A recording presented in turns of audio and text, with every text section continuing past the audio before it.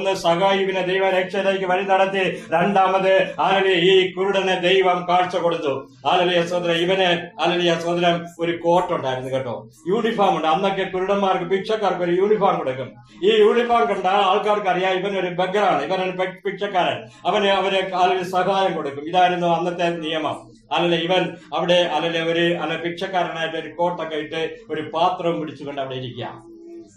ഇങ്ങനെ ഇരിക്കുമ്പോൾ ജനത്തിന്റെ ഭയങ്കര കൂട്ടം തിരക്കിങ്ങനെ പൊയ്ക്കൊണ്ടിരിക്കുക, അലമോദിക്കൊണ്ടിരിക്കുക. യേശു കടന്നു പോവുക, ഒരു കൂട്ടം ജനങ്ങൾ. യേശുവിന്റെ ലാസ്റ്റ് ഹല്ലേലൂയ സ്തോത്രം marching towards Jerusalem. Hallelujah royal entry ആണ്. ഒരു കൂട്ടം ജനങ്ങളുണ്ട് യേശുവിന്റെ കൂടെ. ഹല്ലേലൂയ എരികോ പട്ടണം വിളകി മറിച്ചുകൊണ്ട് ഹല്ലേലൂയ യേശുവെ ഹല്ലേലൂയ കടന്നു പോയിക്കൊണ്ടിരിക്കുക. ഹല്ലേലൂയ കുരുടൻ വിചാരിച്ചു ഇന്ന് ജനക്കൂട്ടം കൂടുതലുള്ളത് കൊണ്ട് എനിക്ക് നല്ല ഒരു വരുമാനം കിട്ടും. ഹല്ലേലൂയ സ്തോത്രം. അവന്റെ ഉദ്ദേശം ജനങ്ങൾ കൂടുതൽ വന്നാൽ അന്ന് വരുമാനം കൂടുതലായിരിക്കും. ഹല്ലേലൂയ സ്തോത്രം. ഇവന്റെ ടാർഗറ്റ് അല്ല, ഇവന്റെ വരുമാനമാ. നിന്റെ ടാർഗറ്റ് നിന്റെ ശമ്പളമാ.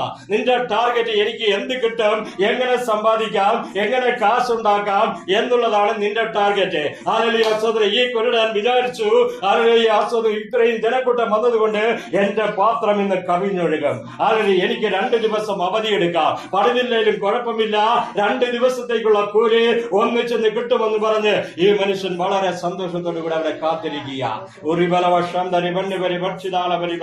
പലപ്പോഴും നമ്മൾ വിചാരിക്കത്തില്ലേ, ഇന്ന് ശമ്പളം ഒന്ന് കൂട്ടി കിട്ടിയെങ്കിൽ കൊള്ളാമായിരുന്നു അല്ലെ, അല്ലെങ്കിൽ ശമ്പളത്തിന് ഒരു ഉയർവ് കിട്ടിയെങ്കിൽ കൊള്ളാമായിരുന്നു അല്ലെ, അല്പം അലലിയെ കൂട്ടി കിട്ടിയെങ്കിൽ കൊള്ളാമായിരുന്നു അല്ലെ, ഇന്നൊരു ജോലി കിട്ടിയെങ്കിൽ നാളെ നമുക്ക് അവധി എടുക്കാമായിരുന്നു എന്ന് പല പ്രാവശ്യം നീ ചിന്തിച്ചില്ലേ?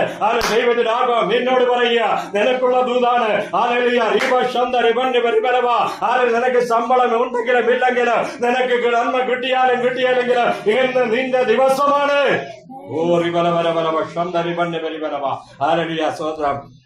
ഇവൻ നോക്കിയിട്ട് പാത്രത്തിൽ കാശൊന്നും വീഴുന്നില്ല കേട്ടോ.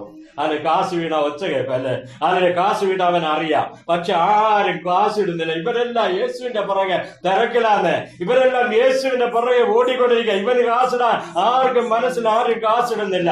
അപ്പോഴവന് തോന്നി ഇത് സംതിങ് റോങ്, അല്ലെ എന്തോ വ്യത്യാസമായി സംഭവിച്ചുകൊണ്ടിരിക്കുകയാണ്. ഇത്രയും ജനക്കൂട്ടമുണ്ടെങ്കിൽ ആരെങ്കിലും എനിക്ക് എന്തെങ്കിലും തരുമായിരുന്നു. പക്ഷേ എന്റെ ജീവിതത്തിൽ ഒന്നും കിട്ടാതെ എന്റെ പാത്രം വെറും പാത്രം. നീ വിചാരിച്ചു എനിക്ക് മാത്രം എന്തുകൊണ്ട് ജോലിയില്ല, എനിക്ക് മാത്രം വരുമാനമില്ല. ലോകത്തിൽ എല്ലാവർക്കും നന്മയുണ്ട്, എല്ലാവർക്കും അനുഗ്രഹമുണ്ട്. എന്റെ ദൈവമേ, എന്റെ പാത്രം എന്റെ കാര്യം ദൈവം നിന്റെ പാത്രം കാലിയാക്കിയതാ കേട്ടോ. ദൈവം നിന്റെ വരുമാനം നിലപ്പിച്ചതാ കേട്ടോ. ദൈവം നിന്റെ വഴികൾ അടച്ചതാ. ദൈവത്തിന് നിന്നെ കുറിച്ച്